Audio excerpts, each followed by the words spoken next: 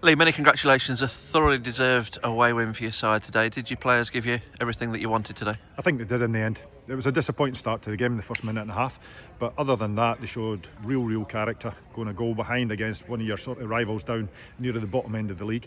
Big 3 points for us, and hopefully it just gives one, the players, two, the ownership, and three, the support base. Brilliant support, by the way. That little glimmer of hope that we can possibly do what most people would have said would be the impossible and stay up.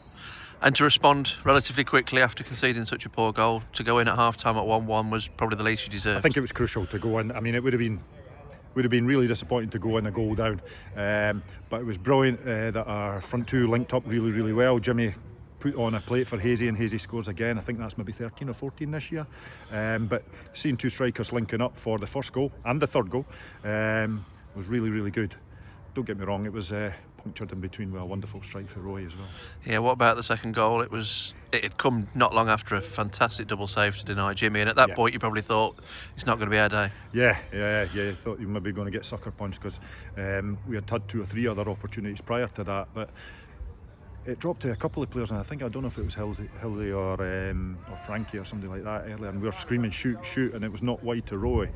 What a wonderful first touch, and then buries it, and it's great to see hit the underside of the bar and it actually comes up into the roof of the net, because it would have been a decision to make for the referee, and 9 times out of 10 you've seen that go against you sometimes. So brilliant strike to go 2-1 up, but still left us 10 minutes in nerves still to come, but luckily enough we were able to get that third goal. And again, touched on it earlier, great link up from our two strikers. Substitutes come on, Gailey, great flick on, and I think Mazza's probably the perfect player you want in that position at that point. Yeah, that goal right at the end just gave you a nice couple of minutes where you knew it was job done. You can enjoy it. It gives you that relief. You understand that there's probably no way back into the game for Dagenham at that point. I think we were in the last couple of minutes of the game, and it told the story that I think their support base started filtering out the stadium very quickly then. What could the result do for you though? Like you say, you've still got an awful long way to go, but it probably restores a little bit of belief, which was there after 4, but then probably punctured again after Eastleigh. Well, that's the thing. I think when we're down there, we understand where we are, and that consistency is the word that the manager's been using since he's come in the door. And we've had a couple of good results, and then it gets punctured a little bit. Halifax defeat, although it was a good performance. Then obviously Eastleigh last week was a disappointing one, but we've actually played relatively well in most of the games since I've been in the door, and we've been in most of the games. Now we do have 2 home games coming up.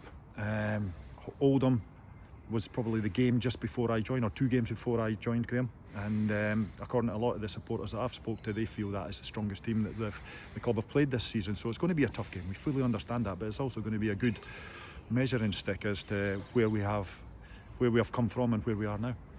You mentioned them, 305 away fans. That was quite an atmosphere at the end there. There's a little bit of rivalry with Dagenham from years ago, but they certainly embraced that today and gave you good support. Yeah, and the build up to the game in just the last 48 hours or so have been informed of this rivalry that's built up from a few years back, but they were absolutely outstanding to have 4 buses down, and then obviously quite a few more maybe jumping on a train and maybe spend the weekend down in London. Hopefully they can enjoy their glass of wine or their pint of beer later on this evening.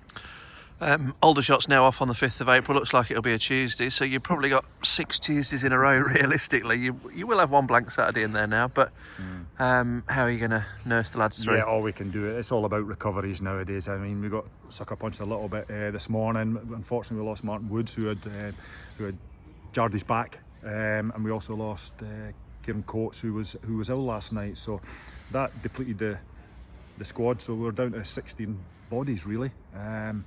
But hopefully we can get them back this week. Again, it's about rest and recovery over the next 4 or 5 weeks in relation to the amount of games we've got coming up and the catch-up games. But again, opportunities for points, and that's all we can look at, and we can just keep looking at the teams above us, because they'll certainly have that look over their shoulder now, and that's all we can do. Just if we can drag 3 or 4 more teams into it, then just adds a little bit more nerves to them and gives us a target above us.